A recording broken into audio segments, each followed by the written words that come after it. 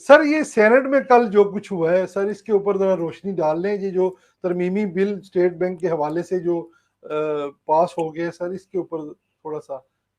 عثمان صاحب اس کے دو پہلو ہیں اور ہمیں دونوں کا ایمانداری کے ساتھ جائزہ لینا چاہیے. جی سر. ایک پہلو تو یہ ہے کہ حکومت نے دھوکے بازی کے ساتھ اس بل کو پاس کرانے کی کوشش کی اور دھوکے بازی یہ تھی کہ کوئی بھی قانون سازی کرنے سے پہلے ایوان کو مطلع کیا جاتا ہے، ایوان کو اس قانون کا مسودہ بھیجا جاتا ہے اور لوگوں کو اتنا وقت دیا جاتا ہے کہ وہ اجلاس میں شرکت کرنے کے لیے جہاں کہیں بھی ہوں وہاں سے پہنچ سکیں.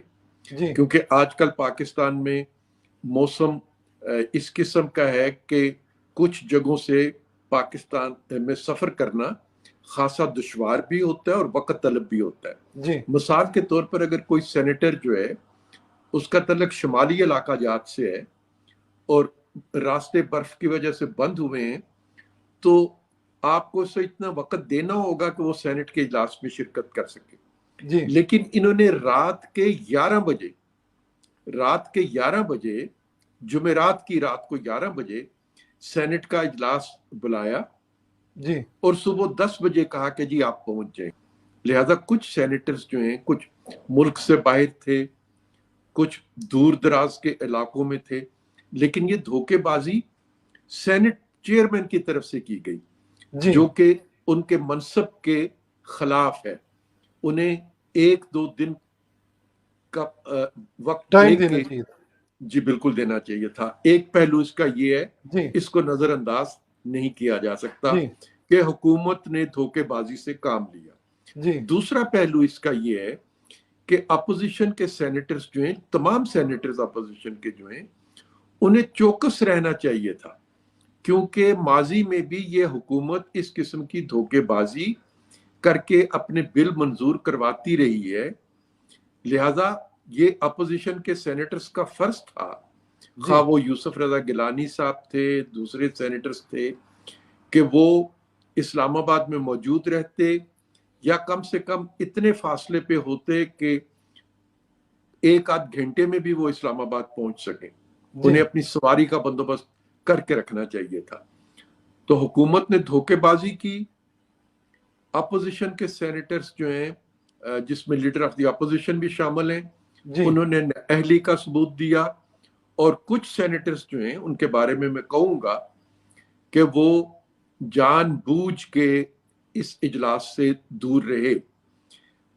پاکستان کی پارلیمنٹ میں اس طرح کی مثالیں موجود ہیں کہ اسٹریچر پہ بھی لوگوں نے آ کے اپنے جماعت کے حق میں، موقف کے حق میں ووٹ کیا ہے.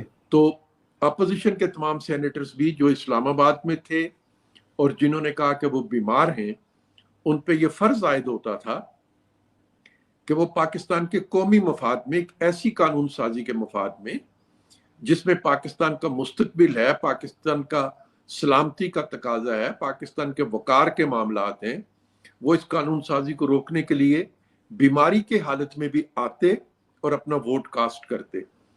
تو یہ تینوں پہلو ہیں اور ہمیں تینوں کو نظر میں رکھنا چاہیے. سر یہ اس میں ذرا یہ بھی روشنی ڈال دیں سر، یہ اوورسیز پاکستانی کو ذرا تھوڑا سا بتائیں کہ اس کے نقصانات کیا ہیں سر. یہ جو بل ہے اس میں ہم نے اسٹیٹ بینک کو اتنی خود مختاری دے دی ہے کہ اب اسٹیٹ بینک اپنی پالیسیز کے ذریعے پاکستان کو ڈکٹیشن دے گا کہ پاکستان نے اپنی مالی پالیسیز جو ہیں ان کو کس طریقے سے ترتیب دینا ہے. پاکستان کی خود اب وہ اسٹیٹ بینک پاکستان کا اسٹیٹ بینک نہیں، یعنی جس کا نام اسٹیٹ بینک آف پاکستان ہے وہ اب اسٹیٹ بینک آف پاکستان نہیں رہ گیا، وہ state bank of I M F بن چکا ہے یا state bank of world bank بن چکا ہے. تو آپ یہ کہیں گے کہ اس میں جو اسٹیٹ بینک کو اختیارات دیے گئے ہیں اس نے اسٹیٹ بینک کو پاکستان کی ریاست پہ بھی بالادست کر دیا ہے کہ اب وہ ریاست کی ضرورتوں کو نہیں دیکھے گا، ریاست کی ضرورتوں کو پورا نہیں کرے گا، بلکہ وہ ریاست کو مجبور کرے گا کہ وہ ایسی پالیسیز اختیار کرے जिनसे भले से रियासत का नुकसान हो जाए, यानी पाकिस्तान का नुकसान हो जाए, पाकिस्तान के अवाम का नुकसान हो जाए, लेकिन IMF को राजी रखा जाए। अस्तगफुरुल्लाह, अल्लाह माफ फरमाए।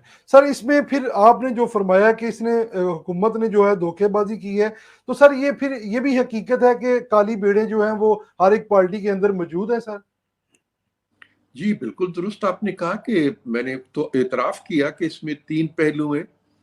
एक हुकूमत का पहलू है, उसने धोखेबाजी से काम लिया, और 2 पहलू जो हैं वो उनका तलक अपोजिशन से है कि अपोजिशन को नजर रखनी चाहिए थी और अपने आप को तैयार रखना चाहिए था कि उनकी धोखेबाजी को रोका जा सके, और बीमारी का बहाना करके जो लोग गायब हो गए उन्हें बीमारी के बावजूद आना चाहिए था।